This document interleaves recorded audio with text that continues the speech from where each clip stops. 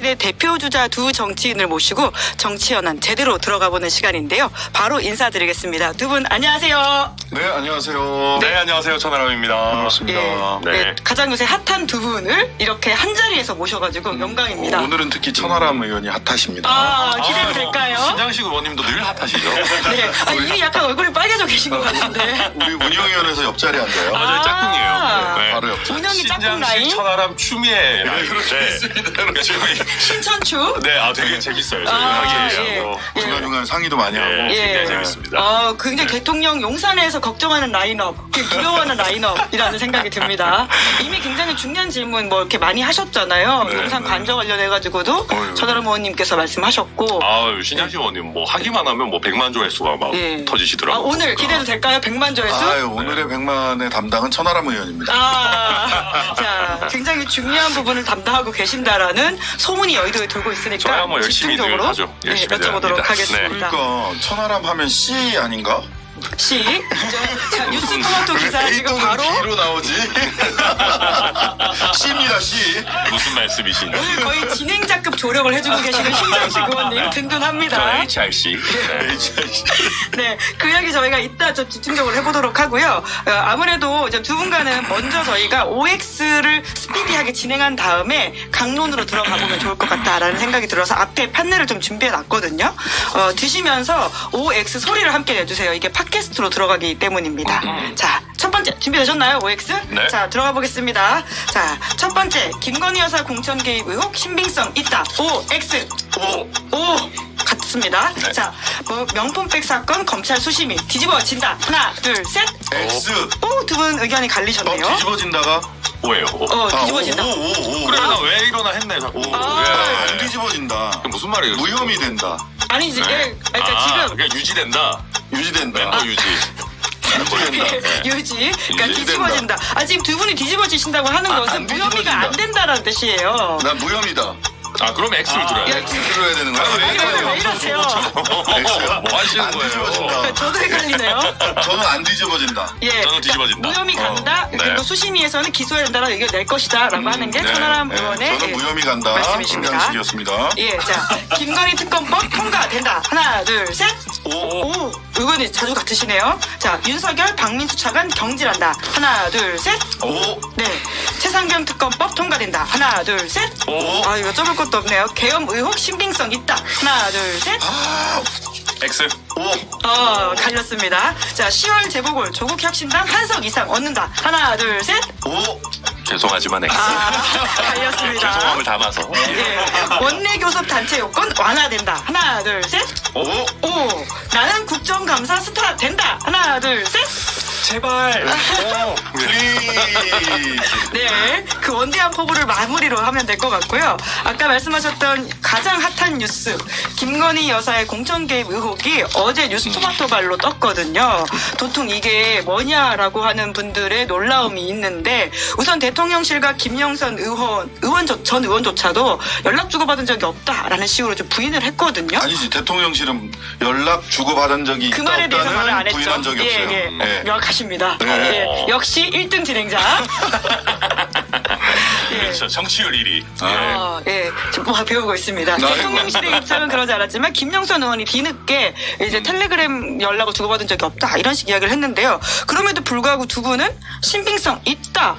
에 오를 드셨어요? 우선 이제 윤석열 정부 들어오고 나서 설마 하는 일은 대부분 사실로 드러난 일들이 아주 많이 있습니다. 맞습니다. 예, 그렇기 때문에 그러니까 물론 이제 저희 개혁신당의 공식적인 입장은 호들갑 떨지 말고 물적 증거가 나오는 거를 좀 지켜보자라는 입장인데 뭐 결국 핵심은 이제 텔레그램 문자 메시지 뭐 캡처본이 나오느냐가 핵심일 것이고 그렇죠. 네. 저는 이 정도까지 구체적인 얘기들이 여의도에 많이 돌고 있는 상황이라면은 뭔가 실체가 있지 않겠는가 이렇게 추측하고 있습니다. 기사가 그 정도면. 근데 이준석 의원이 지금 약간 이제 완결성은 떨어진다 이렇게 이야기를 한 바가 있지 않습니까? 본인도 봤다는 취지의 말이었어요.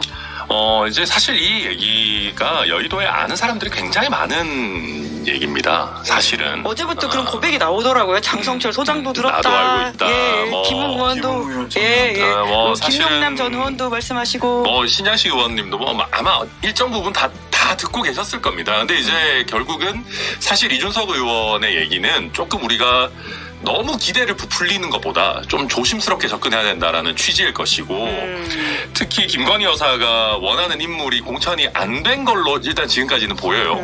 그런 상황이면은 이제 그 어떤 기본적인 물적 증거의 내용이 정말로 부적절한 수준이냐라는 게 나올 때까지는 조금 차분하게 바라보자라는 내용인 것 같아요. 네. 차분하게 바라보자라고 하시는데요. 근데 이제 정황이 제가 뭐 갖고 계신지 잘 모르겠는데 저는 안 갖고 있으니까 얼굴이 점점 빨개지는 천하람. 저는 뭐 무슨 어색한 천하람. 아이, 뭐 캡처를 안 가지고 있으니까. 근데 그 정황들이 사실 김용남 의원이 제일 먼저 이야기를 했었고 그건 일찌감치 얘기를 했어요. 이 얘기 나오기도 전에 한참 전에 일찌감치 김건희 여사가 개입 의혹이 있다. 제가 보니까 확인해 보니까 김종대 의원이랑 얘기를 하다가 김종대 의원이 그때 뭐 천공 관련돼서 막 빵빵 터트릴 때였거든. 그러니까 이제 사회자가 그 김용남 의원한테 뭐 없냐라고 뭐 그런 게 있었어요? 그러니까 김건희 여사가 뭐 공천에 개입했다는 뭐 이런 얘기를 한 적이 있어요. 예. 한참 전에. 의원님 진행하던 방송에서 아니요. 예, 딴 다른 데서 예. 그런 얘기가 있었는데 어제 뭐 김웅전 의원 같은 경우는 그 김건희 여사가 총선 때 해외에 나가 있는 게 좋겠다 이런 얘기를 했었는데 저는 그때는 선거에 당장 도움이 안 되니까 나가 있어라는 건 줄 알았는데 예. 김 의원이 그 얘기를 했던 이면을 공천에 개입하지 말고 해외에 나가 있어라. 근데 사실은 라고 하는 취지의 이야기를 하시더라고요. 근데 이제 김 의원님 말씀의 취지나 어떤 그 필요성을 공감하는데 해외 나가 있다고 텔레그램 못하는 건 아니잖아요. 요즘 세상에. 예. 그러니까 사실 굉장히 중요한 지점은 대통령이나 여사나 사실 개인 휴대전화를 이렇게까지 많이 쓸 일이냐에 대해서 한번 좀 곰곰하게 생각해봐야 되고 물론 모든 거는 국정 운영의 성과와 관련이 있긴 해요. 그러니까 국정 운영을 잘하고 있었으면 소통왕인 거고 근데 국정 운영이 엉망인 상황에서 굉장히 본인들 어떤 편향된 아니면 부적절함을 개인 휴대전화를 통해 가지고 연락을 주고받았던 것 아니냐 네. 그런 우려가 지금 나오고 있는 거죠. 김영선 예.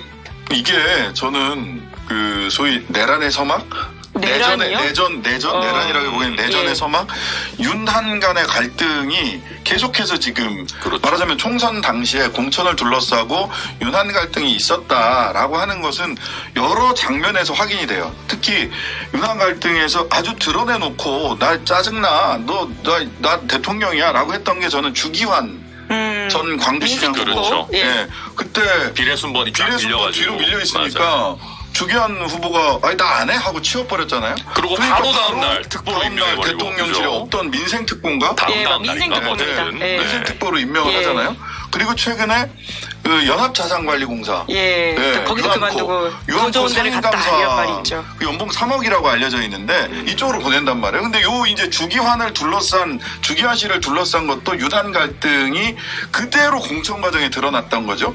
근데 이 김영선 의원 관련해서도 제가 뭐 캡처는 없지만 예, 윤한 갈등에서 이제 어디에다가 공천을 할 거냐 말 거냐 여기에서 윤한 갈등이 있었다 아니 김한 갈등인가 하여튼간에 김한 갈등이 있었다라는 것이 드러나는 거라고 저는 보입니다. 네네. 요즘은 이제 김한 갈등으로 많이 바꿔야 되는 걸 수도 김건희 있겠네요. 한동훈 갈등이다. 네. 예. 사실 이제 윤석열 정부 들어가지고 윤석열 대통령보다 김건희 여사의 존재감이 더 탁월하시기 때문에 네. 그러니까 김한 뭐 갈등이 또 말이 되네요. 굉장히 희한한 갈등이죠. 김건희, 한동훈 희한한 갈등. 그래서 그 총선 당시에 개혁신당으로 김영선 전 안 의원이 받아주네. 찾아오신 게 제일 중요한 거 가장 뜨거운 남자 천하람을 저희가 섭외하지 않았습니까? 이거 여쭤봐야 됩니다. 그래서 그 당시에 김영선 전 의원이 실제로 그 어떤 자기의 공천의 탈락의 부당함을 호소하면서 개혁신당 찾아간 적이 있나요? 사실 이제 공천 과정에서 있었던 일들에 대해 가지고 제가 또 뭐 다 이렇게 얘기할 수는 없는 것이고 네. 조금만 하세요 그러면 다 하지 말고. 아니 근데 이제 사실은 저는 그때 당시에 이제 총괄 선대위원장 맡아가지고 지역을 도느라고 사실 정신없는 시기였고 사실 저는 그래서 그 지점에 대해서 뭐 그렇게까지 뭐 많은 뭐 정보나 관여를 하고 있지는 않다. 적은 정보를 알려주세요. 그럼 적은 많은 정보 정보요. 말고. 그러니까 이제 그냥 그렇게 말씀드릴게요. 어제 이준석 대표도 말씀하신 것 같은데 많은 사람들이 총선철에는 자기의 일이든 타인의 일이든 정보 꾸러미들을 가지고 정당들을 전전하는 발전하는 경우들이 많이 있습니다. 저는 뭐 그런 사례였을 수 있지 않을까 뭐 정도로 하겠습니다. 곤란한 전화라. 그러니까 언론에서 아니, 뭐 저는 곤란하지 않아요. 언론에 보도된 바에 따르면 그 개혁신당 공천을 타진했다. 그런 보도들이 있죠. 예, 그 보도들이 있단 말이죠. 개혁신당 공천을 타진했다라고 하면 많은 분들이 김영선 의원 정도 급이면 이건 제 뇌피셜입니다. 급이면 비례 1번을 타진하지 않았을까. 김종인 전 위원장이 그때 비례를 이제 결국 관여했다 이런 이야기가 있는데 그러니까 비례 1번을 타진하지 않았을까. 근데 이제 개혁신당 입장에서는 여러 가지 판단을 하셨겠죠. 그죠? 그러니까 사실 저희가 그때 당시에 막 설레발을 많이 쳤어요. 개혁신당이. 뭐, 현역 의원들 뭐 수십 명 온다, 막, 곧 합류한다 이랬는데, 실제 그게 완전한 거짓이나 완전한 블러핑은 아니었던 게, 정말 수많은 사람들이 개혁신당에 타진 정도 있었습니다. 서로 예. 분위기는 어떻냐, 뭐, 까놓고 얘기해서 나한테 뭐 해줄 수 있냐. 그래서, 그러니까 그런 것들이 계속 있었기 때문에 또 저희가 조국 혁신당이 엄청나게 훌륭한 캠페인을 해서 어마어마한 돌풍을 일으키지 않았더라면은, 시민비죠. 네, 또 개혁신당에 실제로 합류하는 여러 의원들이 더 늘어났을 수도 있을 거겠죠. 근데 이제 그런 여러 상황이었기 때문에 정말 많은 분들이 실제 타진을 하고 내가 가진 거는 이런 거고 뭐 여러 가지 얘기들을 저희에게 이렇게 쏟아냈던 걸로 기억합니다. 예, 네. 이렇게 추상적으로 말씀하시면 제가 저의 뇌피셜입니다. 이거는 그냥. 그러면 이제 김영선 전 의원께서 그 공천이 그 사실 창원 의창 본인이 거기 가서 보궐선거에서 당선이 되셨던 곳이잖아요. 사실은 김영선이 왜 거기로 가지? 라는 것부터가 아무 연고가 없는 분이거든요, 사실은. 재보궐 자리를 거기 받는다는 자체가 사실 배지를 가져간다 이런 가져간다는 거. 의미니까요. 거창인가? 네. 원래 고향은 거창이시더라고. 창원 의창에 뭐지? 고향에서 그렇죠. 선거하셨던 분인데 거창과 비례대표하고. 의창은 창으로 끝난다는 거 외에는 전혀 다른 지역입니다. 예. 이런 거를 안 받아주세요. 아까 희한한 뭐 이런 것도 안 받아주시고. 아유, 이 이야기 천하람 의원님한테 더 들어야 되는데 그래요. 이 어떤 것들을 그런 건데요. 예. 그래서 그쪽으로 가면서도 이제 언니 동생 사이라서 그런 거다. 김건희 라고 하네. 여사와요? 김건희 여사와. 그러니까 언니 그런 동생 사이. 뇌피셜? 예, 아니 그때는 풍문? 이제 예. 풍문이 이제 쭉 예, 있었던 거죠. 그러고 나서 이분이 굉장히 충성을 했단 말이에요. 노량진 수산시장 가가지고 그 수조 물 7번 드셨어요. 7번 드셨어요? 7번 드셨어요. 후쿠시마 오염수 그걸 또 논란이 있을 세보셨어요? 때. 예. 아니 그 뭐 이미 새에서 보도가 된 게 있더라고. 7번 드셨다. 그 노량진 수산시장 상인들은 굉장히 기괴하다라고. 왜냐하면 수조에 있는 물이 깨끗한 물이 아니에요. 생선들 그럼요. 물고기들이 있기 때문에 거기서 그리고- 생활하는 곳이야. 그리고 보통 사람은 안 먹습니다. 예. 후쿠시마 그게 오기도 전에 예, 그냥 예. 우리나라 바닷물인 거잖아요. 그 그냥. 정도를 했는데 갑자기 김해로 옮겨 일단 창원 의창을 지킬 수 빼라라고 없는 했던 상황. 거잖아요. 예. 그러면 이제 열이 받죠. 그러면 당연히 이제 뭐 본인이 정치를 계속하기 위해서 여러 가지 선택을 할 것이고 그 과정에서 개혁신당을 찾아갔을 가능성 매우 높고 그리고 뭐 비례 1번을 요구했을 가능성도 저는 매우 높다고 봐요. 이건 그냥 그분의 급 5선 의원 5선 맞죠? 4선인가? 5선이시죠. 예. 5선 의원이시니까 당연히 그랬을 것이고 그 과정에서 내가 갖고 있는 게 이게 뭐다. 많은 걸 보따리를 갖고 오신다니까 그 저는 보따리 뭐- 중에 그게 하나가 있었을 수도 있겠다라고 저는 그냥 뇌피셜로 생각해 봅니다. 뭐 상상이니까요. 근데 이게 지금 기수건 미수건 간에 여사가 여기저기에 국회의원들한테 연락을 했다라고 하는 것이 계속 드러나고 있다라는 사실에 대해서는 좀 평가할 점들이 꽤 있는 거 아닙니까? 그러니까 지금 계속 공천이 안 이루어졌으니까 괜찮은 게 아니냐라는 식의 이야기가 과연 이제 이 이야기를 끝낼 수 있느냐라는 생각이 들거든요. 저는 그 대통령실에서 그렇게 해명한 것 있잖아요. 그거는 텔레그램 캡처본이 나올 수 있다는 것을 대비하고 한 말이라고 봐요. 연락은 했을 것이다라는 것을 부인할 수 없다. 예. 그것까지를 대비하지 않았으면 그렇게 얘기하지 않죠. 연락한 적 없다라고 딱 잘라야죠. 그게 아니라 공천이 이루어지지 않았고 공천은 결국 당에서 했다라고 예. 돌렸잖아요. 그럼 그 얘기는 야 이거 언젠가는 이게 나올 수도 있겠구나. 라는 것을 전제하고 답변한 거 아닐까. 그러니까 그리고 실제로 지난번 국민의힘 전당대회 때도 사실 전당대회 가장 큰 이슈 주인공은 김건희 여사의 텔레그램 일심 한동훈 논란. 일심 예. 논란이었잖아요. 그러니까 사실은 지금 보면 공천 뭐 이런 것과 관련해서 김웅 의원 얘기도 보면 너무 많은 사람들이 이런 텔레그램을 김건희 여사와 있고 또 자랑하는 자랑했다. 사람도 있고. 예.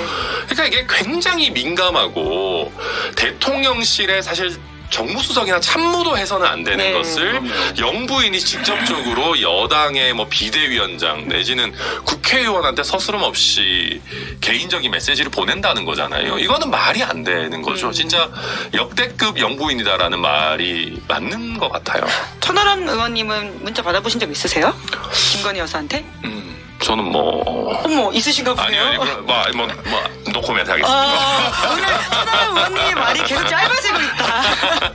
아니 근데 신정식 의원님은 전 없습니다. 예. 없어요. 예. 예. 그 한동훈 대표가 그런 얘기도 있잖아요. 당대표 선거 과정에서 불거졌던 그 문자 논란 앞뒤가 더 많이 있다는 거 있잖아요. 그러니까 오히려 그러면 더 국정농단이 될 수 있다는 취지 이야기를 한 적이 당연하죠. 있죠. 앞뒤가 예. 더 많고 그 뒤 앞뒤에 있는 것들이 그렇다면 지금 추정컨대 뇌피셜입니다. 공천과 관련된 이야기가 있지 않았을까? 내가 이제 사과한다는 얘기뿐만 아니라 앞뒤에는 공천과 관련된 얘기가 있었고 그때 이제 내전이 벌어졌다. 그리고 그 내전의 여진이 여전히 있는 거고 이게 구체적으로 뭐가 이게 드러나기 시작하면 본격화될 가능성이 있다라는 생각이 들고요. 이 내전이 본격화될 하나의 계기는 제가 보기에는 또 이 10월 재보선하고 내년 4월 재보선입니다. 내년 4월까지 네, 염두에 내년 두세요. 4월까지 이렇게 예. 놓고 보면 빠르면 그러니까 내년 4월 재보선이 굉장히 중요하겠다라고 생각을 했는데 왜냐하면 천안시장 뭐 이런 쪽에서도 이제 재보선이 있을 것으로 예상이 돼서 근데 이제 호남 둘, 부산 금정, 그다음에 강화, 그다음에 서울시 교육감 이렇게 있는데 서울시 교육감 선거에 정당이 관여할 수는 없지만 만약 부산 금정이 뚫린다 이렇게 생각을 해보세요. 뚫릴 가능성 있다고 보세요? 아니 왜냐하면 단일하지 않았죠. 예. 저희들은 이제 예. 민주당과 단일화 안 단일화 할 되면 거고 쉽지 않고요. 네. 단일화 할 거고 단일화 반드시 저는 이뤄내서 야권 전체가 힘을 모아서 개혁신당까지 포함을 해가지고 뚫어야 된다라고 생각을 하는데 한동훈 대표가 되게 재밌는 결정을 했어요. 자기 선거잖아요. 자기가 당대표 돼서 처음 하는 선거잖아요.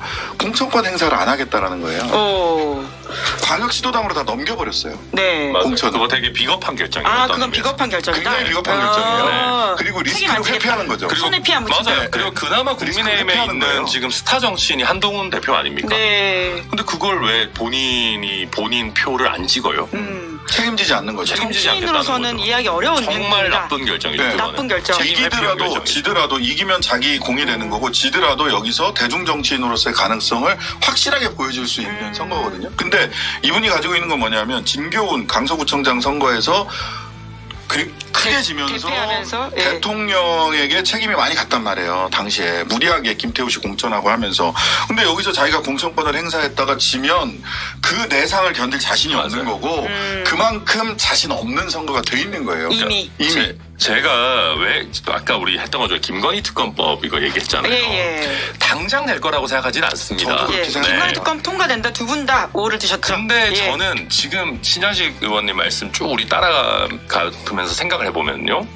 저는 한동훈 대표가 김건희 여사를 희생양을 삼을 거라고 생각합니다. 그럴 수 그러니까 있죠. 저는 희생양을 삼기 위한 상이 차려지고 있는 단계라고 생각이 듭니다. 요즘 말로 빌드업인가요? 빌드업이 되고 예. 있는 관계고 예. 최근에 나온 뭐 공천 개입 의혹 예. 아직 의혹 단계입니다만은 이런 부분들을 통해 가지고 결국 본인의 패배, 예. 국민의힘의 패배, 재보궐의 패배 이런 것들이 쌓였을 때 결국은 결정적인 순간에 이거는 내 잘못이 아니고 그거죠. 대통령 그리고 넘어가서는 더 극단적으로는 김건희 여사 때문에 우리가 지고 있는 거야.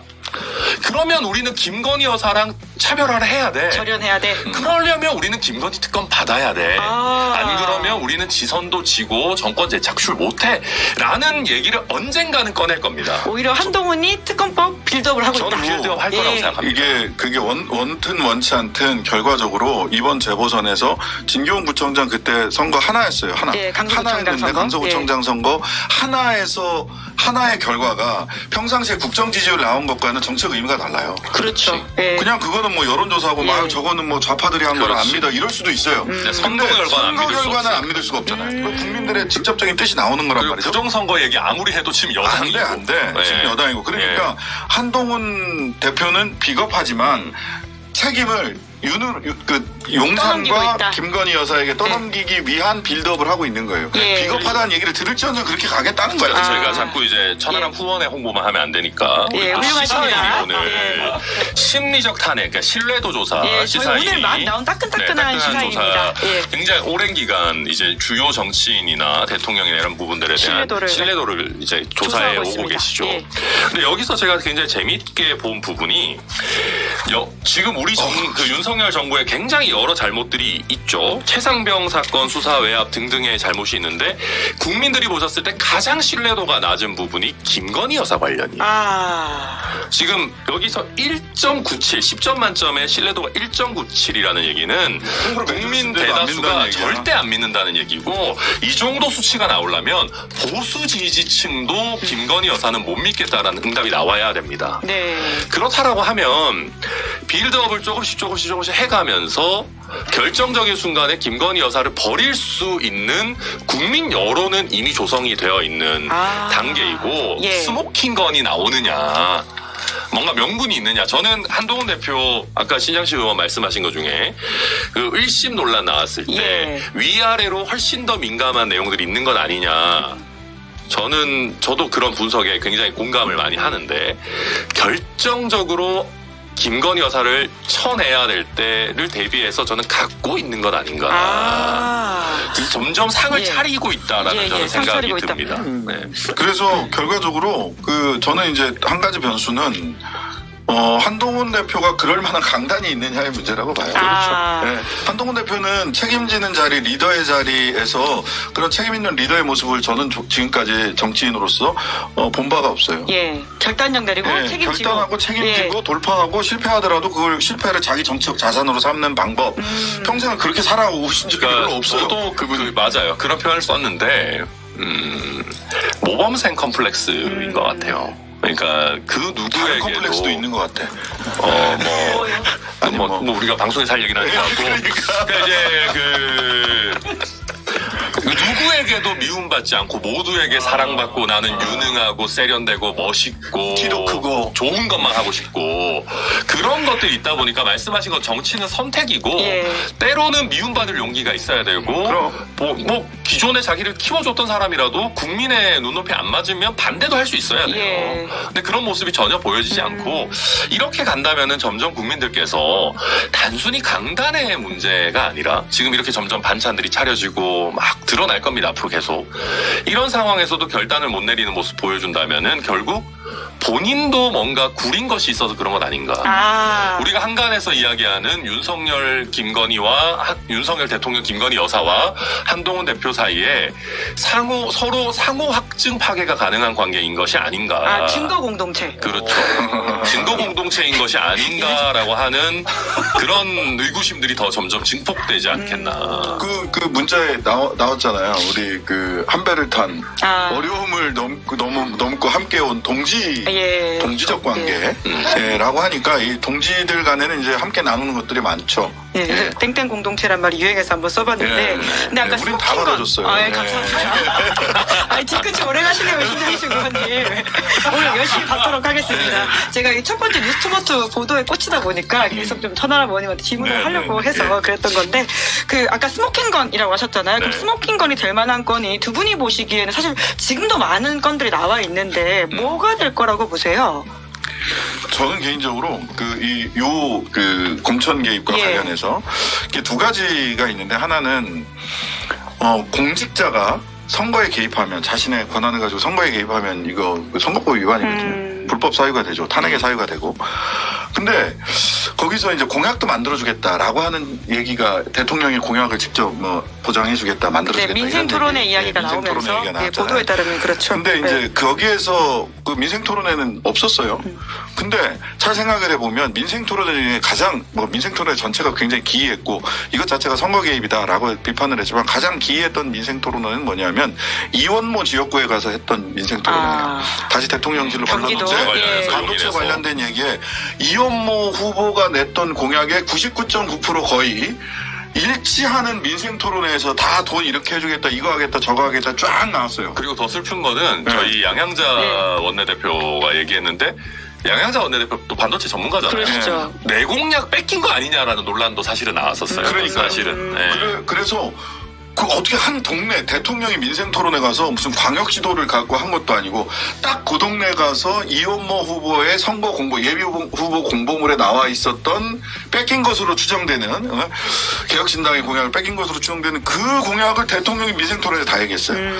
이 부분이 만약 사실관계가 좀 드러난다면 빼박이 됩니다. 빼박. 지금 그리고 이거는 이원모 이분도 대통령실 다시 돌아갔어요. 예, 낙선하고. 떨어지자마자. 이게 예. 그런 거예요. 그러니까 이 이원모 당시 후보의 공천 문제도 사실은 그렇죠. 용산과 국민의힘이 굉장히 불편했던 사이였어요. 그런 말이 있었죠. 네. 내가 가장 아끼는 우리 후배를 왜 따뜻한 강남 3구 같은데 안 주고 힘든 용인으로 보내가지고 이 난리를 치냐. 그러니까 그 상황에서 할 수 있는 모든 걸 하겠다라는 생각이었을 걸로 보이고 그러고 나서 그 시도가 이제 민생 토론회 했는데 좀 미안한 말이지만 대통령이 오면 도움이 됩니까?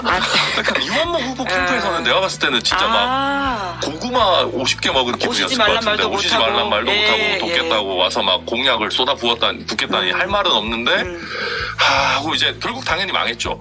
그러고 나서 사실은 바로 또 투명하게 대통령실로 불러. 내가 아꼈던 사람이고 내가 도왔던 사람인데 당이 말이 안 들었던 사람은 또 대통령실로 부르는 예. 기한처럼 다시 불러. 그러니까 이게 참 그러니까 이상한 거예요. 너무 투명한 거예요. 이게 예전에도 이런 거 왜 없었겠습니까? 근데 숨기려는 노력이라도 하고 너무 대놓고 한다. 조금 시간 간격이라도 두고 이렇게 하는데 너무 투명하죠. 그래서 그 부분은 저는 구체적으로 확인되면 굉장히 중요한 스모킹건이 될 거라고 보이고요. 예. 그다음에 이제 박근혜 전 대통령 탄핵될 때 보면은 공천 개입 관련해서 두 가지인데 하나는 블랙리스트를 만들었다는 거고 예. 하나는 그 청와대 돈 가지고 여론조사 돌렸다는 거잖아요.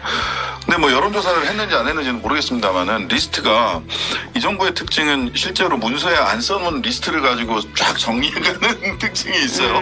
그 반면교사인 것 같은데 텔레그램이나 이런 것들이 조각조각 나 있는 것들이 합쳐지면 소위 그 김건희 리스트가 이 종합판이 나올 수도 있겠다. 이 얘기가 저는 텔레그램 캡처 보니 하나가 나오는 게 어렵지 하나가 나온다면 2개, 3개, 4개 나오는 거는 그 다음은 되게 쉬워질 거예요. 하나가 나오느냐. 네네. 네, 그러면 이게 나도 있다 이렇게 될 수 조각조각 난 있다. 게 이제 합쳐지겠죠. 예. 그래서 저도 이게 관련한 물적 증거들이 사실 얼마나 나오느냐가 사실 중요하다고 봅니다. 네. 그 다른 스모킹 건으로서는 또 이제 감사원 오늘 보니까 그 대통령실 리모델링 공사 업체 선정 때도 법규 위반이 있었다라고 미루다 결국 결론을 냈더라고요. 맞아요. 관련해서는 굉장히 천하람 의원님도 21회부터 시작해서 저희가 예. 열심히 팠죠. 예. 열심히 파고 지금도 파고 있고 그러니까 이게 못 미루는 거예요. 더 이상은. 감사원에서요? 감사원도. 예. 7번 밀었잖아요. 예. 네, 그러니까 본인들도 나중에 또 이게 정권 교체되고 뭐 하고 하면 본인들도 난리 날 것 같으니까 못 미루는 거고 이게 지금 보면 조선일보도 이렇게 보도를 하기 시작했는데 예. 저는 이것도 나름의 빌드업 과정이라고 봐요. 조선일보도 어떤 의미에서 김건희 여사를 버릴 마음의 준비 같은 것들을 보수 지지층에게 시그널을 계속 보내는 것 아닌가. 조선일보조차. 그리고 이거는 굉장히 부도덕하지만 또 한편으로 무능의 문제기도 해요. 그렇죠.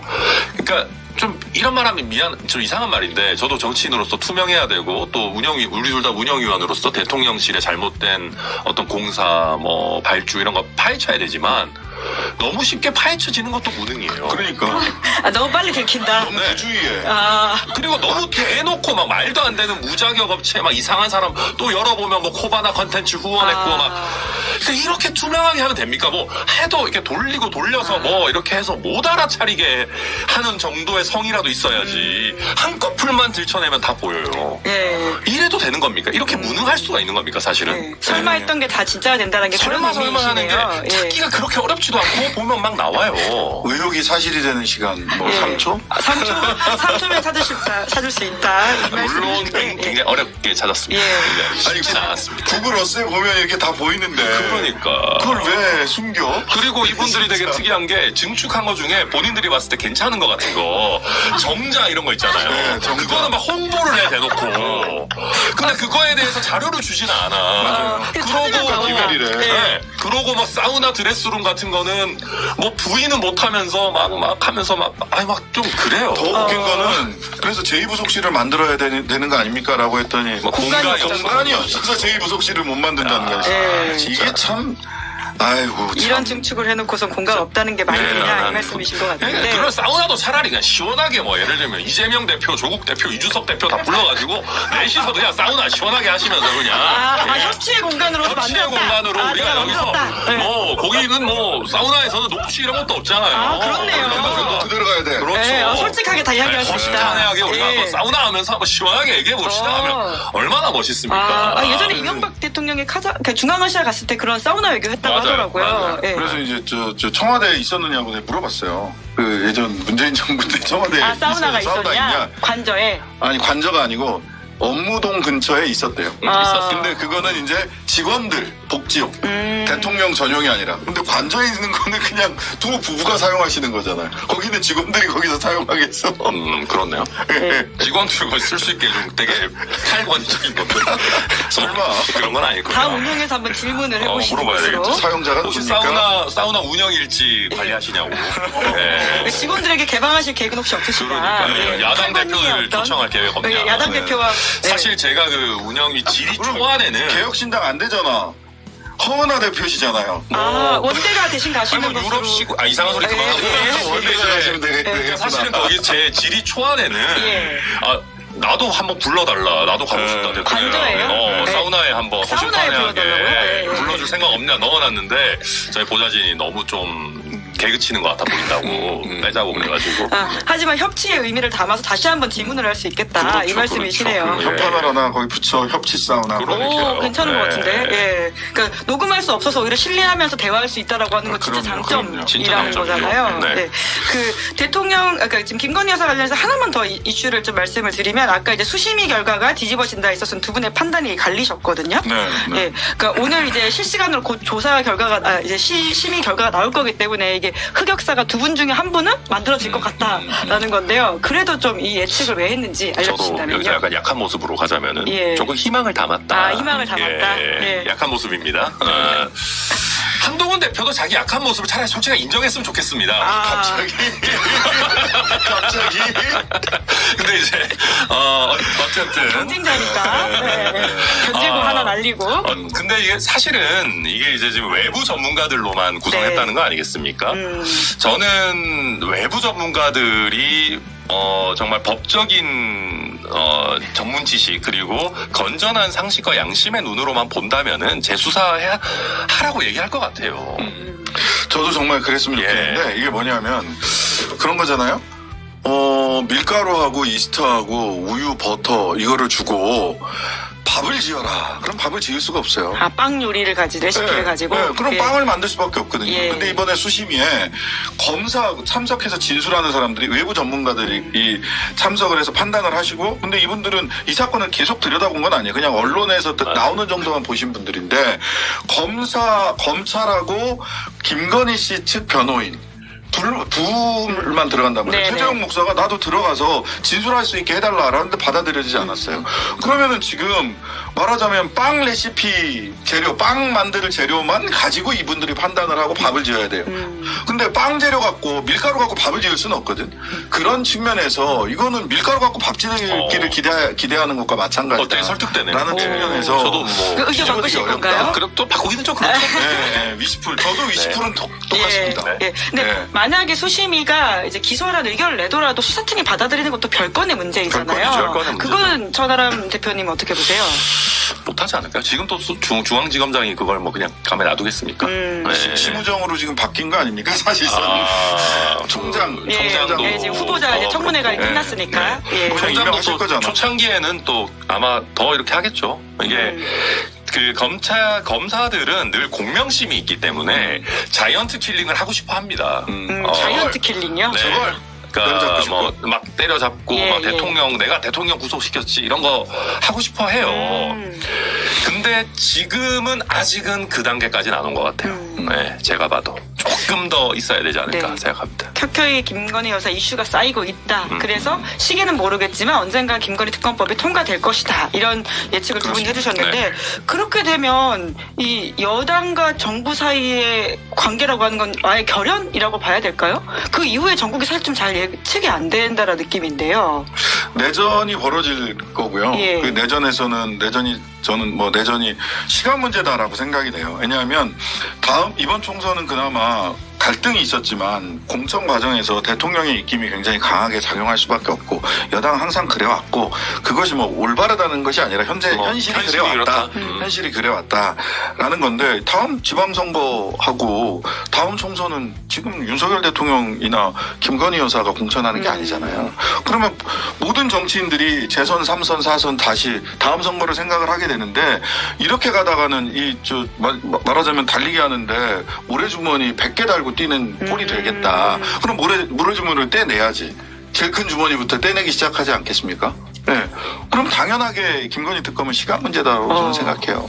네. 그리고 그러니까 저도 그렇게 생각되는 게 그러니까 이게 막 저는 어떤 의미에서는 내전도 아닐 것 같아요. 아, 오히려 쉽게. 그냥 예. 대통령이 지워지는 단계로 어느 순간 들어갈 거다. 저는 이미 그게 시작됐다고 생각해요. 그러니까 뭐냐면 대통령께서 얼마 전에 국정 브리핑도 하시고 뭐 한참 얘기도 하시고 질의응답도 받고 했잖아요. 기억나세요?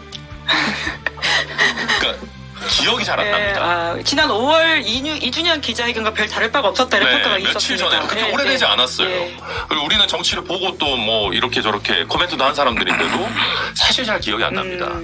그러니까 대통령에 대한 관심이 국민들이 보셨을 때 점점 희미해지고 있고 저는 여당 의원들도 점점 그렇게 따라갈 거라고 생각합니다. 지금 추경호 원내대표가 정말 고군분투하면서 어쨌든 뭐 부총리이시기도 했고 네. 용산의 시각을 여당에 불어넣기 위해서 애쓰시고 있지만 지금 박민수 차관부터 해가지고 여당도 지금 불만이 뭐 어마어마하게 올라와 있어요. 네. 그리고 말씀하신 것처럼 다음 선거 같이 치를 사이도 아니고 점점 더 그 까놓고 얘기해서 이번에 국민의힘 전당대회 때도 대통령의 입김이 작용했습니까? 원사이드하게 졌잖아요. 예. 그러면 국민의힘 의원들도 이제 대통령의 입김이라는 게 영향력이라는 게 나만 말을 안 듣는 게 아니고 앞에서는 예예하고 하지만 실질적으로는 나만 실행을 안 하는 게 아니고 모두 안 하고 있구나. 그리고 그래도 뭐 큰일 안 나고 어찌어찌 굴러는 가는구나 라고 하면은 점점 더 대통령의 존재감이 희미해질 것 같아요. 그래서 저는 지금 대통령실이 가지고 있는 전술 목표 이게 이제 2030이구나 이렇게 생각을 하는데 2030이라는 게 뭐냐면 국정 지지율 20%를 무조건 방어해야 된다. 20만 지키면 된다. 20만 지키면 오늘 된다. 갤럽도 제자리 걸음 23 나왔습니다. 네. 예. 그리고 30을 향해 목표로 삼고 있는 것 같아요. 그러다 보니까 그럼 20을 그래서 2030이에요. 30%가 목표다. 지금 30이 목표야. 그 이상이 목표가 아니에요. 제가 보기엔 30은 뭐 대성공이죠, 솔직히. 네. 20을 저지하는 게 목표예요.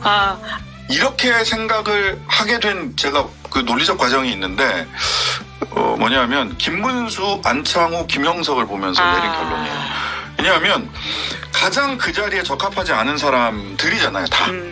저희 진짜 안창호 인사청문회 하면서 저희 둘이 진짜 답답해가지고. 뭐 실소가 나오고 너무 화도 나고 뭐 화낼 기운도 안 나더라고요. 정교 분리가 안 되시는 분이니까. 너무 빡세가지고. 예. 네, 존 스튜어트 밀 얘기하고. 아유. 정말. 존 스튜어트 밀은 얘기할 수 있죠. 근데 이제. 지구가 평평하냐라고 한번 물어봐줬으면 좋겠다 생각했었어요. 여튼 왜 그런 생각을 하게 됐냐면 김문수로 상징되는 세력이 있는 거예요. 아스팔트 우파 태극기인데. 태극기. 예, 정강훈 목사 쪽. 예, 안창호로 상징되는 세력이 있는 거예요. 보수 기독교. 개신교. 예, 보수 개신교. 예. 보수 개신교. 여기가 딱 20%를 지킬 수 있는 콘크리트 지지층이다라고 생각을 했기 때문에 이 두 사람을 그러니까 오죽했으면 천하람 의원이 좀 웬만한 사람을 좀 내라라고까지 얘기를 했거든요. 웬만하지 않은 사람들을 내는 이유는 이 두 부류를 이 아스팔트 그러니까 잡고 가야 되는 사람들. 잡고 가야 되는 사람들. 마지막 콘크리트 지지층이라고 생각할 수 있는 사람들은 내 곁에 확실하게 붙이겠다. 그만큼 위기감을 느끼고 있다는 거거든요. 예. 그래서 2030이구나. 이 두 사람을 쓰는 걸 보니까 딱 여기를 잡고 가겠다. 그럼 이 두 부류를 한꺼번에 잡고 갈 수 있는 아주 유력한 총리 후보가 있습니다. 누구죠? 전광훈 목사죠. 근데 국회 인준 통과할 수 있나요? 불가능하니까 예, 예. 그렇게 하고 싶을 것 같다. 지금 정부 운영하는 거 보면 김영석, 김문수, 안창호를 이렇게 아우를 수 있는 지도력과 상징성을 가지신 분이 전광훈 목사인데 차마 그건 못하겠죠. 아, 나는 정광훈 인사청문회는 못하겠다, 진짜. 공청위원 포기 선언 이미 먼저 하셨습니다. 예를 들면 예. 그런 식의 발상을 갖고 계신 게 아닌가. 이 최근의 인사들을 보면. 그러니까 저도 비슷한 생각이고, 그러니까 40%를 목표로 하시는 분이면 김문수 못해요, 못하죠. 그렇게. 안창호도 못합니다. 예. 그리고 그러니까 이게 저도 그 악순환의 사이클, 악순환의 고리에 이미 진입했다라고 느껴지는 게 모든 정치인은 지지층을 어느 정도 따라갑니다. 예. 어느 정도 영향을 받을 수밖에 없어요. 그런데 윤석열 대통령의 지지층이라는 게 이미 확 줄어들어 있어요. 그러면 마지막. 네, 여기에요. 그러니까 더더욱 요거라도 잡아야 된다라는 측면에서 신장식 의원님의 해석이 맞는 거고, 또 어떤 의미에서는 계속 그쪽 사람들하고만 얘기를 들으니까 대통령 입장에서는 나를 반대하는 사람보다는 내 편 들어주는 사람 얘기를 들을 수밖에 없는 약간 상황이 예, 되잖아요, 계속. 예. 근데 그걸 깨고 나가야 35, 40 이렇게 가는 건데. 생각이 없어. 목표가 그만큼이 없고. 아니에요. 네, 맞아. 그러다 보니까 보겠다. 대통령이 예. 이게 이제 중앙일보 기사 우리 이제 운영이 그 인청중에 나왔던 얘기 아닙니까? 맞아요. 김성애 의원이 예. 중앙일보 기사를 인용을 해가지고 기독교계의 공산주의 세력이 침투하고 있다라고 하는 유튜브를 김장원 목사님한테 대통령이 예. 공유해서 보냈다는 거 아니에요? 텔레그램 좀 까시라고 이야기한 다음에 보냈다라는 보냈다. 거죠. 텔레그램 까시라고 한 다음에 그쪽으로 보냈다는 거 아니에요? 김장원 목사의 증언이죠. 예. 네, 아니 뭐 또 권영진 의원은 내가 지금 김장한 목사님한테 전화해봤더니 그런 거 공유받은 적 없어요 라고 얘기를 했다고 또 말씀을 하셨어요. 그래서 진실 공방이 좀 있기도 했습니다. 아, 그때. 그래요? 본인이 근데 언론 인터뷰에서 하신 말씀. 언론 인터뷰에서 본인이 하신 말씀을 중앙일보가 따다가 예, 예. 컷으로 쓴 거기 때문에. 근데 이제 뭐 권영진 의원은 또 내가 지금 전화해봤는데 또 이렇게 얘기를 이제 하시죠. 권영진 의원한테 그렇게 얘기하시기 또 어려운 상황들이 있을 수 있겠죠. 그러니까 대통령이 김장한 목사님한테 조심하세요. 지금 기독교계 공산주의자들이 침투하고 있습니다. 이 세계에 살고 계시는 거예요, 지금. 이 세계에. 저도 너무 요즘 보면 좀 수준 자체가 너무 떨어져 있어요. 그러니까 대통령이 정말 수준 있는 아주 멋지고 잘 만들어진 뭐 다큐멘터리 링크를 목사님한테 보내도 대통령이 한가한가 왜 이거를 그렇지. 텔레그램으로 링크를 주고 있지? 뭐 방송국 홍보도 아니고 이럴 텐데 유튜브 방송 그것도 굉장히 음모론적 시각이 담겨져 있는 유튜브 방송 링크를 보내고 이런 거 저는 우리 시사인 좋아하지만 뭐 제가 대통령이 되면 시사인 방송 링크 누구한테 보내고 이런 건 안 할 것 같거든요. 우선 알아서 되시고 보면 제가 되니까. 계속 보내겠습니다. 근데 이제 그러니까 그리고 이런 것들이 또 노출되고 그러니까 이게 도대체 뭐 하자는 아마추어도 이런 아마추어가 없어요. 너무 저는 진짜 보고 있으면은 네. 그러니까 무능함에 저는 오히려 화가 납니다. 우리나라 대통령이나 대통령실이라고 하는 가지는 그 아우라가 있어야 되는데 없어요. 네. 그러니까 이게 이제 의료 사태, 의료 대란 관련해서도 그런 얘기 했던 거잖아요. 자연스럽게 이어주시네요. 네. 역시 1등 진행자. 예, 그 이야기 넘어가고 싶었었는데. 아, 그러셨어요? 예, 또 의료 대란 텔레파시. 이제 예. 그 의료판 대파 사태잖아요. 아, 의료판 대파 사태다. 네. 아니, 지금. 그 예. 말하자면 실제로 의료가 대파되고 있기도 하고. 예. 그러니까 네. 의료판 대파 875만 원 사태 나는 거예요. 네. 왜냐하면 당시에 대파 뭐 몇천 원 한다, 너무 물가 올라갔다라고 했을 때 그 가서 대파가 875원이면 합리적이네. 예. 라는 말 때문에 국민들이 와 정말 무능하다, 관심이 없다. 현실을 모른다. 그러니까 당연히 해결책이 나올 리가 없다. 그러니까. 근데 2절이 또 있었다고. 장관과 그 고위 공직자들이 가서 875원이 왜 합리적인지를 막 설명하는 2절이 있었어요. 근데 지금 그리고 의료 막 그게 뭐 한 뿌리다. 뭐 한 단이 이수준, 아니다 뭐 한 뿌리다. 진짜. 예.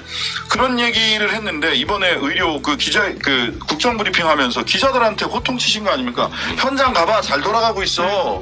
신문도 좀 보고 도대체 무슨 신문을 보고 계신지 모르겠는데 대통령께서는 신문을 안 보시는 것 같아요. 유튜브 위주로. 그러니까 유튜브라는 매체가 나쁜 건 아니지만 약간 좀 빡센 내용들을 보시는 것 같아요. 아니, 그러니까 신문 예. 봐라 막 이렇게 얘기를 하시잖아요. 그러니까 대책이 나올 리가 없지. 이런 얘기하면 또 누가 아마 대통령 맞춤 이런 거 만들 것 같아요. 예. 의료계에도 공산주의자들이 침투하고 있다. 아, 그렇게 해서 또 대통령이 링크를 누군가한테 링크를 보낼 또 수 있다. 보내고. 이 말씀이시네요. 차별금지법 제정하면 마크시스트 공산혁명이 일어난다. 공상혁명. 예.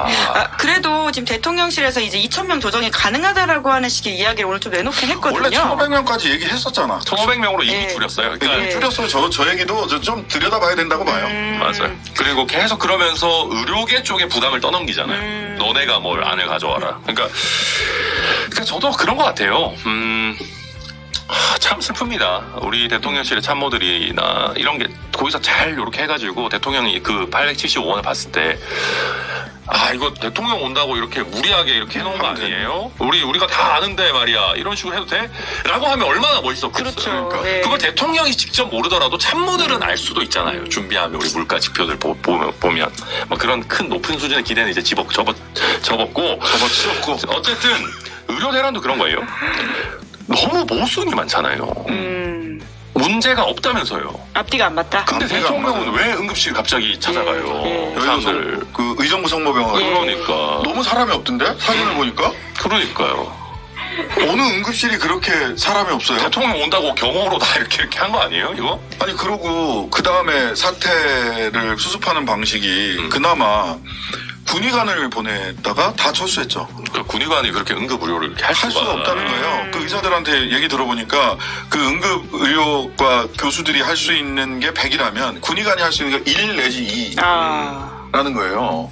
그냥 드레싱 하던 이건 본인 얘기입니다. 뭐 폄하하려고 군의관을 하는 게 아니라. 폄하하자는 게 아니고. 네. 군의관 본인이 코트 따서 한 거 보니까 드레싱하다 갑자기 기도 삽관 하려고 하니까 자기 겁나서 못 하겠다라는 얘기를 하니까 돌아간 거 아닙니까? 그러고 났더니 1급 비서들을 파견하신다고요? 그분들은 어쩌라고. 라이센스가 없지 않으신가요? 아니, 예. 그거 예. 가서 탁자는 있어야, 책상은 하나 있어야 될 거 아니야. 그렇죠. 그럼 물하고 물병은 갖다 줘야 될 거 아니야. 거기서 의전 받고 앉아 있겠다는 거예요? 아니, 도대체 납득하기가 거기 어려워요. 병원의 뭐 대외 협력 부장님 같은 분이 또 계속 아마 따라다니셔야 와서 돼요. 뭐 이렇게 해주셔야 될 의전해야 거야. 되니까. 운전해야지. 예. 1급인데. 예. 그래도 박민수 차관은 자른다에 두 분이 다 오를 드시긴 하셨어요. 시간 문제다. 여유가 없고요. 그리고 네. 지금 보니까 여당 의원들도 의료대란 관련해서 불만들이 굉장히 많이 있었는데 대놓고 말은 못할 뿐이고 막 꾹꾹 눌러 담고 있었는데 박민수 차관 최근에 뭐 직접 전화할 수 있으면 예, 예. 뭐 경증이다. 경증이다. 그것부터 시작해서 김재섭 의원 천목회 초대하고 했는데 안 가고. 갑자기 노쇼하고 이러다 보니까 노쇼. 예. 호날두도 아니고 그렇죠. 노쇼하고 이러니까 이제 그 지금 천목회 분들부터 시작해가지고 이제는 명분이 있다. 목소리 내야 된다. 라고 얘기하기 시작한 거죠. 이거는 저는 대통령실 못 버틸 거라고 생각합니다. 그리고 이 전환을 하려면 저는 이제 몇 가지 이 스텝을 밟고 있다라는 생각이 드는데 하나는 그 1급 비서 보낸 거 굉장히 웃기지만 가서 직접 보고를 받아보니 그렇지. 뭐 이런 심각하더라. 얘기를 할 수 있는 게 되고 그러면은 아니 1급 우리 대통령실 비서는 이렇게 보고를 했는데 차관 보고를 왜 이따위로 한 거야? 라고 하면서 자른 명분이 생긴다. 그런 빌드업일 수 있어요. 근데 이것도 우리가 너무 책임을- 정상적인 사고일 수도 있어요. 맞아요. 보니까 잘 돌아가고 있다. 그러니까. 이렇게 그러니까 이게 보고가 나올 수도 있다. 뭐냐면 부산 엑스포식 보고가 이루어질 수 있어요. 약간 여기 좀 위험한데 해서 X 쳐놓으면은 한 단계 위에서는 세모로 바꾸고 그 위에서는 야 이 정도면 그냥 동그라미 쳐 해가지고 이제 29가 정상 가동, 1등. 네, 정상 가동으로 또 야. 가는 마법 같은 일이 펼쳐질 수도 있잖아요. 언제든 그럴 수 안심하면 있잖아요. 안 된다. 네. 예. 근데 게다가 의료대란 관련해서 또 이뇨한 의원의 문자가 나오면서 또 이렇게 아우, 민심이 불을 또 붙은 게 있지 그렇죠. 않습니까? 굉장히 상징적 사건이라고 봐요. 그러니까 물론 그게 이미 수술이 다 정해진 순서대로 가는데 조금 더 신경 써주세요. 일 수도 있죠. 예. 또 한편으로는 진짜 이게 그 새치기를 한 거라면 이거는 정말 국민들이 봤을 때는 윤석열 월드가 지향하는 세상은 특권이 있고 권력이 있는 사람들은 생명을 부지할 수 있고 그렇지 않고 그냥 그 햇빛 흡수면서 이게 줄 서서 기다려야 되는 사람들은 그냥 이렇게 기다리다가 죽을 수도 있다라는 게 직관적으로 오는 거예요. 말로 설명하지 않아도 그 문자는 사람들이 직관하는 거죠. 나는 부탁할 사람 없는데. 나는 우리 그럼- 지역구 국회의원한테 얘기한다고 될 것 같지도 않은데. 2년 정도는 돼야 되나 봐. 의사이기도 하고 최고위원이기도 하고 이런 정도 돼야 되나 봐. 하니까 그러니까 왜냐하면 김한규 의원 네. 아버님도 뺑뺑이 하다가 이렇게 맞아요. 40일 정도 있다 돌아가셨다고. 김종인 위원장도 네, 실제로 22. 그래. 그런 거죠. 그러니까 이 정도 용산과의 거리가 가까워야 그나마 살 수 있나? 라는 생각을 하실 수밖에 없어요. 직관적으로. 그래서 저도 이거는 못 버틸 거라고 봐요. 네. 네. 네. 정부가 좀 빨리 어떻게든 좀 해결했으면 하는 바람인데 시간상 저희가 그래도 호남 선거를 신장식 또, 의원님 모셨으니까 그렇죠, 이야기를 그렇죠. 좀 해야 될 것 같은데 근데 두 분의 전망이 죄송하지만 엇갈린다고 이야기를 하셔가지고 그래도 네. 여기 뭐 희망적인 얘기부터 먼저 들어야 되는 거 아닙니까? 예. 그러고 깔라고? 방송 끝나자마자 또 바로 곡성 가실 예정이라고 합니다. 한 달 살이. 예. 저는 일단 이 선거가 아까도 말씀드렸다시피 10월 재보선에서 만약 물론 서울시장 서울시 교육감 선거까지 5개가 됐어요. 큰 선거가. 곡성, 영광, 호남의 2개, 부산, 금정, 강화, 그다음에 서울시 교육감. 서울시 교육감 선거는 뭐 정당이 관여할 수는 없지만 조희연 교육감의 혁신 교육이 이어져야 된다라고 하는 생각을 아마 많은 야권에 계신 분들도 생각을 하고 계실 것 같긴 해요. 여튼 저는 여기서 야권 전체가 힘을 모아서 5대0을 만들어야 된다. 5대0. JTBC 5대0 라이브 말고 해야 돼요. 5대빵. 5대빵. 널 시간대 만들어야 경쟁 된다. 프로그램인데. 그렇습니까? 죄송합니다. 괜찮습니다. 충분히 언급하셔서. 5대빵을 만들어야 된다. 네, 네. 서울시 교육감을 빼더라도 4대0을 만들어야 된다. 저는 가능성이 있다고 봐요. 왜냐하면 영광이나 곡성은 그냥 조국혁신당 아니면 민주당이 되는 거죠.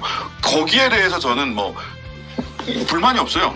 그다음에 부산 금정은 연합 개혁신당까지 해가지고 연합 후보를 단일 후보를 내서 여기를 지난번에 8번의 선거 중에 7번이 국민의힘 계열이 됐던 곳이에요. 단 한 번의 기적이 있었고 그 단 한 번의 기적이 오늘이 이번 10월이 아니라고 하는 보장도 없어요. 이 정도 조건에서라면 야당 힘을 합치고 진경구청장 강서구청장 선거할 때도 보세요. 전 국민이 연고자 찾기 했어요. 강서구에 아는 사람 다 연락했단 말이에요. 전 국민이 금정구 연고자 찾기 하면 저는 이길 수 있다고 봅니다. 그리고 강화 같은 경우는요. 10명 남짓의 국민의힘 후보들이 있어요. 이분들이 다 누군가 한 사람으로 딱 정해주면 다 그래 나는 국민의힘이야 충성해야지. 절대 그렇게 되지 않습니다. 무소속 출마자들 생기고 날리기. 저는 다자구도가 될 거라고 봐요. 불러오는 나비 효과. 예, 민주당 후보가 지금 섰고 저희는 조국혁신당은 민주당 후보를 전폭적으로 지원하겠다라고 이미 결정을 했어요. 그러면 여기에서도 전 국민이 강화군 연구자 찾기 하면 4대0으로 이길 수 있다. 4대0으로 이기면 아까 말씀드렸던 내전이 내년 4월이 아니라 올 10월 달부터 본격화됩니다. 책임 소재를 둘러싸고 한동훈이냐 윤석열이냐를 놓고 책임 공방이 벌어지고요.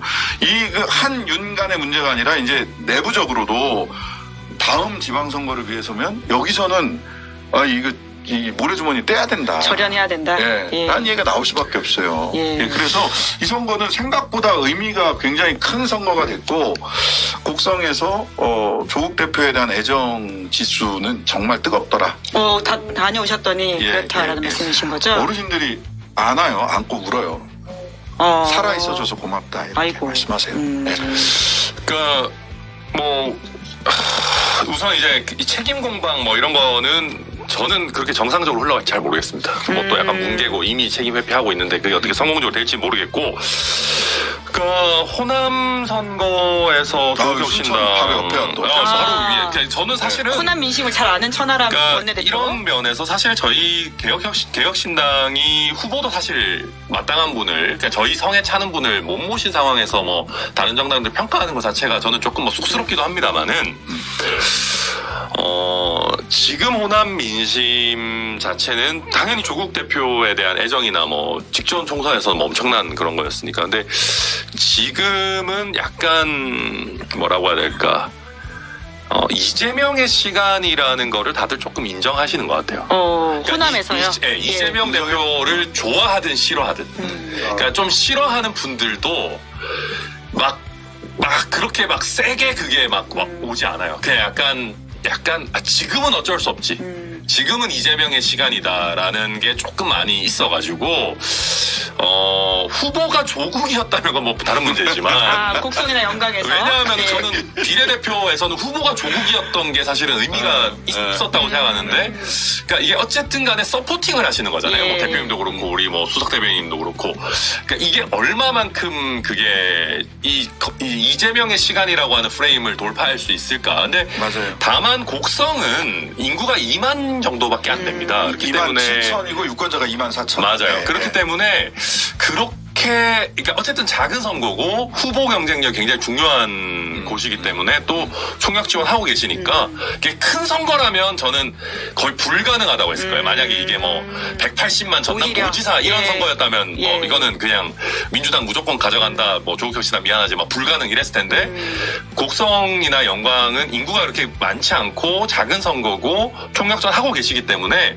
재미있는 승부가 펼쳐질 것 같다. 약간. 그게 이런 거예요. 그러니까 서울에 계신 분들은 민주당이 그냥 하나로 다 인지가 되잖아요. 그 이재명의 시간이라는 것도 저는 100번 인정하고요. 그렇습니다. 그리고 이재명의 시간이 맞아요. 그거에 대한 호불호와 관계없이 이재명의 시간이 맞습니다. 그런데 지역으로 내려가면 이재명의 민주당과 지역 곡성 민주당은 맞아요. 달리 봐요. 왜냐하면 여긴 여당이거든. 여긴 여당이에요. 예, 민주당이고. 고인물이에요.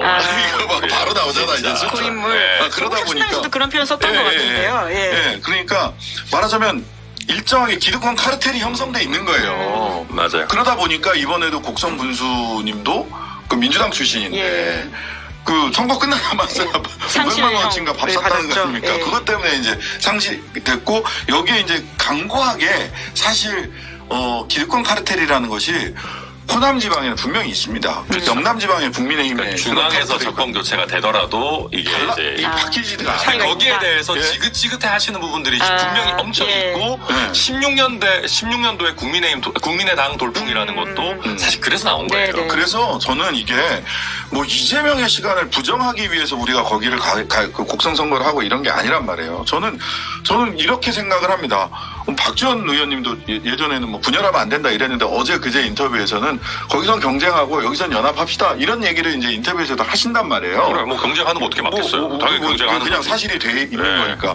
저는 이재명 대표와 조국 대표가 부산 금정에서 후보 단일화, 그게 민주당 후보든 조국혁신당 후보든 후보 단일화 되면 두 분이 가서 부산에서 바람을 확 한번 일으켰으면 좋겠어요. 그래서 부산이 뚫린다? 국민의힘으로서는 굉장히 이 부산에 있는 의원들 전부 다 완전히 경고등이 반짝반짝 들어오는 겁니다. 네. 그래서 조 대표님과 이재명 대표님이 부산 단일 후보, 그 다음에 강화 민주당 후보 같이 손잡고 같이 한번 4대0 이겨보자라고 하는 전 4대0에서 호남은 민주당이든 조국혁신당은 4대0 중에 이 두 골은 이미 들어가는 거다. 나머지 두 골도 한번 넣어보자라고 두 분이 손을 좀 잡았으면 좋겠고 부산 같은 경우는 개혁신당하고도 같이 손잡고 했으면 좋겠어요. 원내 네. 대표님 어떻게 생각하십니까?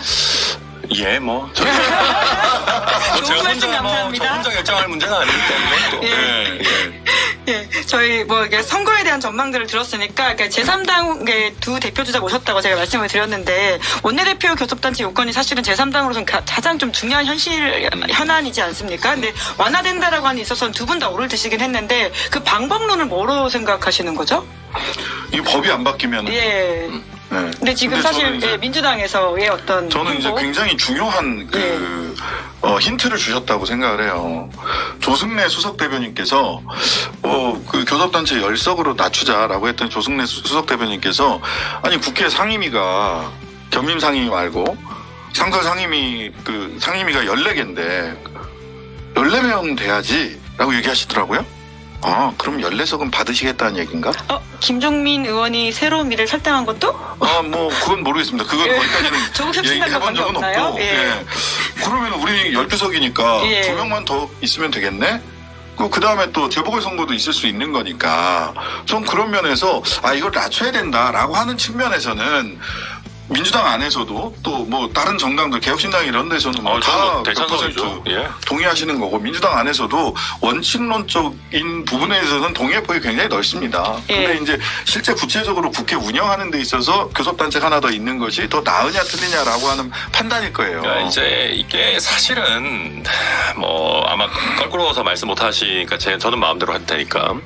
그러니까 사실 이재명 조국 두 분의 그 라이벌 구도가 사실 있는 거예요. 저는 있다고 봅니다. 또 겸손하셔가지고 있다고 그런데. 본다고 하시니까. 아니, 뭐, 내가 그렇게 본다는데 뭐 무슨 아니, 조 대표님은 본인은 뭐 출마할 생각도 없고 자질도 안 된다라고 스스로 총선 때 말씀을 하셨기 네, 때문에 아, 자질도 안 된다? 본인은 그렇게 생각하시지만 근데 이제 알겠다. 정치인들 얘기를 이래서 못 믿어요. 이래서. 자질은 두 분 모두에게 다 있는 거 아닙니까? 아니 왜 그러십니까? 그러니까 그렇지. 어쨌든 그렇게 하다 보면 이제 똑같은 어떤 교섭단체의 대표가 되는 그런 거에 대해서 또 민주당에 있는 분들은 또 생각들이 좀 다양할 예. 수 있고 다만 그와 별개로 대승적으로 생각한다면은 지금 국회가 자꾸 보면 여당, 그러니까 국민의힘과 더불어민주당이 의석수의 차이는 많이 나지만 교섭단체 기준으로 보면 1대1 구도고 계속 힘들어. 1대1로 부딪히는 구도이게 되잖아요. 사실은 대승적으로 놓고 봤을 때 하나의 다른 교섭단체가 있어주는 게 이 평행선을 무너뜨리는데 도움이 돼요. 네. 그러니까 민주당에서도 그런 생각들을 하시는 분들이 이제 나오고 있는 상황이고 저는 가능성 분명히 있다고 봅니다. 예를 시간도 들어서- 좀 걸리겠지만. 예를 들어서 그 정무위원회 위원장이 윤한홍 위원장이 예. 이제 잘하고 계시지만 국민의힘 아무래도 여당이고 정무위가 그 국민권익위원회 독립기념관 이거 다 관장을 하니까 관할을 하니까 위메프 사태도 그렇고 근데 우리는 회의를 빨리 자주 하고 싶거든요. 열고 싶은데. 열고 예. 싶은데 회의를 안 여셔요. 회의를 안 여는데 우리가 기대하는 것만큼 본인으로서야 열심히 노력을 하시겠지만 근데 그 이유가 뭐냐면 양당 간사 간 합의가 안 이루어졌다 해요. 근데 여기에 제3의 교섭단체가 있어서 2대1로 합시다 라고 하면 윤한홍 위원장도 끝까지 회의를 못하겠다 이렇게 할 수는 없어요. 그 정도로 2대1로 양당 간사가 이렇게 얘기해가지고 그러면 3번 요구하면 한두 번은 하셔야 될 거 아니에요. 그럴 수밖에 없어요.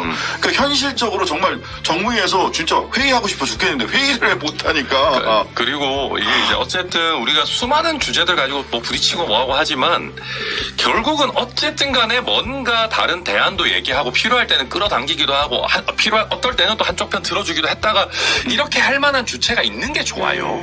네. 이야기들을 널리 이 방송 보시는 분들이 좀 아셔야 된다는 차원에서 네. 말씀을 여쭙는데요. 마지막 질문은 나는 국정감사 스타 된다에 있어서 희망을 담아서 두 분이 수줍게 오를 그렇죠, 드셨는데 왜냐면 이제 초선이시고 올해 첫 여기서 X 들면 문제 있는 거 아니에요? 아니, 그러면 나는 네. 국정감사 열심히 안 할래. 아니 겸양의 표현으로 X할 수도 있죠. 저희가 그 1등 브리퍼다 나는 그렇게 생각한다라고 김준일 평론가한테 들었더니 X 드시더라고요. 자기는 1등이 아니라고 하시면서 예, 그래서 두 분은 하지만 그래서 지금 정치인이니까 제가 뭐 교만하다는 겁니까? 자신감 뿜뿜으로 수줍게 오를 드셨다라는 네. 건데요. 네. 예, 아니 어떤 이제 국정감사 계획을 좀 가지고 계신지 10월부터는 또 수학의 계절이지 않습니까? 정치인들에게도요. 특히 초선이시고 비례이시다 보니까 국정감사 굉장히 중요할 텐데 좀 힌트를 주십시오. 뭘 준비하고 계십니까? 저희들은 실은 이제 국정 선거를 하면서 국감을 좀 미리 시작했어요.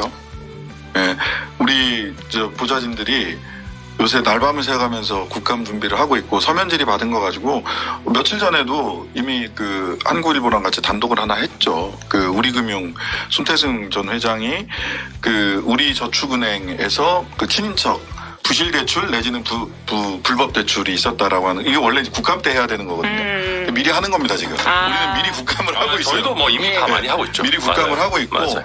아무래도 이제 정무위 국감에서는 최근에 그 대주주 적격성 심사 말하자면 OK저축은행의 대부업체 원래 대부업체로 시작한 데가 대구은행의 대주주가 됐단 말이에요. 이거 이렇게 돼도 되나? 그러게요. 이상하잖아. 네. 대구은행. 근데 더군다나 이 대구은행은 갑자기 대통령이 시중은행을 경쟁시켜야 된다. 라고 하면서 지역은행 중에서 최초로 시중은행이 됐어요. 서울에 와서도 영업할 수 있는. 이거 뭐지? 대부업체와 대통령이 왜 이렇게 사인이 잘 맞지? 이런 부분들이 있죠. 그래서 신장식 TV도 마지막에 홍보 좀 하셔야 되는 거 아닙니까? 예, 신장식 TV. 이거보다 더 급한 게 있긴 한데요. 이거 해도 되나? 네. 예, 국정감사 스타가 될 테니까. 네, 예. 자, 이렇게, 천하람 이렇게? 대표님도 지금 예. 이렇게? 아, 네. 요게 좋겠네요. 강자에게 정의를, 시민에게 권리를, 장식에게 후원을. 네. 오, 좋다. 네. 좋네요. 동엽입니다. 이거 흔들면 안 된다 그러더라고요. 가만히 있어야 받아 적으실 저도 수 있다. 동엽. 예, 천하람 의원님도 예, 같은 동엽입니다. 예. 번호는 다릅니다. 그래도 동엽입니다. 네. 예. 국정감사 준비. 그러니까 이제 그런 겁니다. 이게 저희도 사실은 말씀하신 것처럼 개별 이슈들을 다루는데, 근데 개별 이슈보다도 결국은 권력의 어떤 대통령실, 대통령과 김건희 여사의 정말 그 아킬레스건을 좀 잘 겨눠야겠다라는 생각을 많이 하고요. 물론 저도 기재위 소속이고 뭐 거시경제와 관련한 여러 부분도 다루겠지만은 결국 핵심적인 부분은 권력을 어떻게 우리가 잘 견제하고 감시하느냐, 그리고 뭐 지금까지도 뭐 관저 문제라든지 이런 것들 계속 다뤄왔습니다만은 좀 가능하면 좀 깊게 파보려고 네, 생각하고 네, 네. 있습니다. 아마 우리 뭐 신장식 의원님도 똑같이 하고 계실 거고. 우리는 이제 운영이 하시니까. 운영이 하시니까. 예. 또. 탄추위라고 해서 탄핵추진위원회를 만들었잖아요. 그 12명의 이번에 뭐 국감 전체 기조, 당 전체 기조를 탄핵 국감으로 잡았어요. 그리고 12명이 주제를 하나씩 다 책임의원을 정했습니다. 저 같은 경우는 삼부토건 도이치모터스. 정무이시니까. 정무이니까. 예. 그러시군요. 그래서 매주 세미나를 해요. 의원들이 아침에 모여가지고 매주 수요일 아침에 자기가 담당한 주제를 가지고 세미나를 합니다. 얼마나 공부해 왔는지 서로 확인하는 시간이네요. 공부도 공부인데 이거를 소위 그 탄핵 소추안으로 성안할 수 있을 네. 정도로 사실관계를 조금 더 해라. 그래서 이제 제가 처음에 삼부토건 가지고 했고요. 그 다음에 이제 두 번째로는 우리 그 정춘생 의원이 네. 행안이신데 마약 세관. 예, 행안이니까 아무래도 행안이니까. 예, 백경정 이슈가 있죠. 예, 백경정 예. 이슈를 가지고 그렇게 쫙 해서 탄핵 국감, 그러니까 스모킹건을 찾아내는 국감 하자라는 게 이제 조국혁신당 전체. 네. 우리 되게 준비를 많이 해야 됩니다. 세미나 한번 가면 거기서 그 탄추위 집행위원장이 이광철 변호사시거든요. 질문을 많이 하시나 보네요. 아예 공식적으로 이광철의 질문 코너가 있어요. 칼 갈고. 방어해야 돼요. 예. 이광철이 질문하면 의원들이 방어해야 돼요. 지금 칼 갈고 있다 이 예고해 주셨는데요. 천하람 대표님도 마무리로 뭐 어떤 식으로 그럴까요? 예, 당 차원의 준비 이런 당 이야기 해주시겠어요? 그러니까 사실은 저희 개혁신당도 분업이 뭐 사람 숫자가 많지는 않지만 잘 되고 있습니다. 저희 이주영 의원 같은 경우는 의료대란 이런 문제에 있어서 소아응급을 담당했던 분이기 때문에 최근에 굉장히 많은 또 현장의 목소리나 또 전문가적인 시선을 보내면서 지금 정부를 굉장히 비판도 하고 또 대안도 이야기하고 하고 계시고, 저나 이준석 의원은 솔직히 좀 전천후로 뛰어야 됩니다. 그런 상황이고, 이준석 의원도 누구보다도 또 그런 부분에 있어서 강점이 있는 사람이기 때문에 저희가 또 좀 월척을 국민들께 선사할 수 있도록 월척. 예, 저와 이준석 의원이 최선을 다해보도록, 이주영 의원도 함께 최선을 다하도록 그렇게 하겠습니다. 네, 두 분 마무리로 시사인 홍보를 시사인. 하시는 거죠? 심리적 탄핵. 오늘 나온 따끈따끈한 네. 이렇게 시사인 잘 보이네. 마감호고요. 심리적 탄핵을 추석 연휴 내내 정치적 읽을 수 있습니다. 법적 탄핵으로 이끌어가는 국감 만들어 보겠습니다. 근데 진짜 신뢰도가 낮더라고요. 네. 와. 기사의 자세한 내용은 또 직접 구매하셔가지고 혹은 정기보도로 보시면 신뢰도가 됩니다. 자, 두 분 이건 꼭 봐야 돼. 끝날 때 끝나지 않는 방송 여러분 이제 끝내도 괜찮을까요? 네, 네, 네. 가셔야죠. 예, 고맙습니다. 감사합니다. 아유, 감사합니다.